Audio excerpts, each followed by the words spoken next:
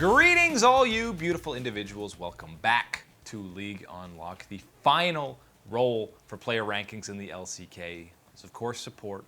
Always got to call them those forgotten heroes. Although now in Season 10, you can carry and do the most damage in the game somewhat routinely, 1v1 other players, because support is actually quite a powerful role. We talked 80 carries and how the top half is incredibly stacked with talent. You look at the fielded rosters and support players heading into this year, it's a little bit underwhelming. You either have former stars that are not quite at the same level you were expecting, you have unproven talent, or just overall, the bar is not set as high as the days of Mata and GorillA at his peak. It's very different and probably one of the weakest roles heading into this year. Similar to top lane, there's just not that much stacked, gonna completely carry the game or be the main leader for a squad. We gotta keep up the theme of APK Prince being towards the bottom. Again, doesn't really matter which one of these guys is getting the majority of the starts.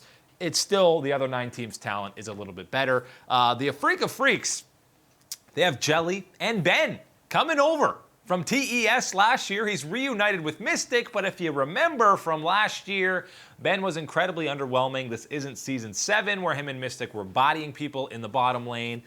And Jelly is kind of just your middle tier support, so I don't have the utmost confidence in either of those players, which is why they're number 9. Cabby comes in for Griffin, who's been with the squad as kind of the trainee support for a long time.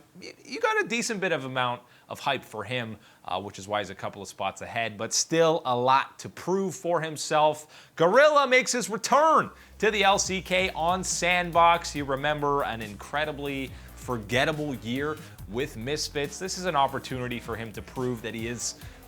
There's a reason this guy is one of the all-time greatest supports, regardless of what happened during his time in Europe. Sandbox should absolutely be a playoff team on paper with him in there.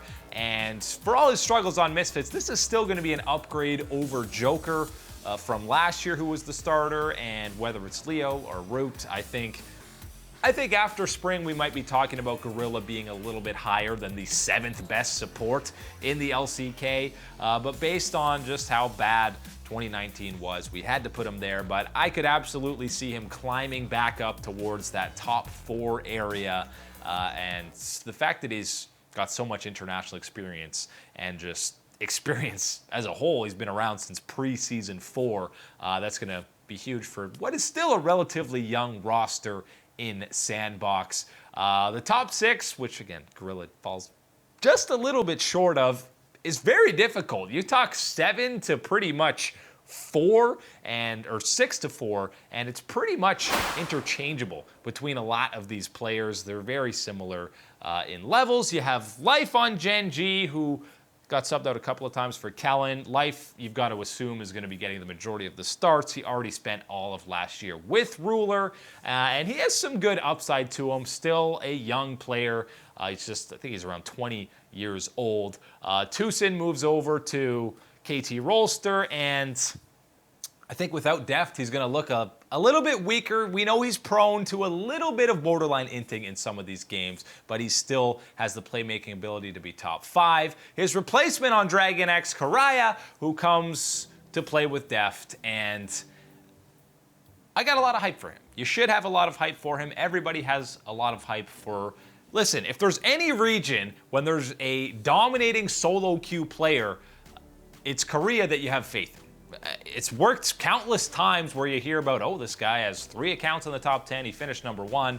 That's exactly what this young man has done, and he's done it as support, which is arguably more impressive. He's been dueling with Def for a long time. The synergy is already there. He's already made some great plays in the Kespa Cup. I have a lot of confidence in these rookies for Dragon X, especially with a proven rookie developer in CV Max being involved with the coaching staff. So 4 is pretty early or pretty high to debut on a list like this, but a lot of it, again, is because the competition isn't necessarily as fierce as you might have expected in years past when it comes to support. So A lot of hype there, and maybe he does slide. He doesn't live up to the hype, and somebody like GorillA slots in to that number 4 spot. But for now, we have Korea in there. Effort for T1. The forgotten player, not just forgotten hero as a support, but forgotten player on T1 with so many big names. But he did have some fantastic moments, and there's a reason he got the start over Mata towards the end of 2019. He absolutely outperformed him. Don't see a reason for him to have a dip in performance, so he stays in the top 3. Beryl, even though Nuclear struggled at times, Beryl on certain champions are must ban because he completely hard carries those games. So he's in at number 2. And number 1, I think this is the easiest one. There's really no arguing that Lehens should be the best support coming into this split, even though he changed teams and maybe Hanwha doesn't look like it's going to be a team that's vying for an LCK title. But Lehens, you've already seen moments in the Kespa Cup, and you saw countless moments on Griffin.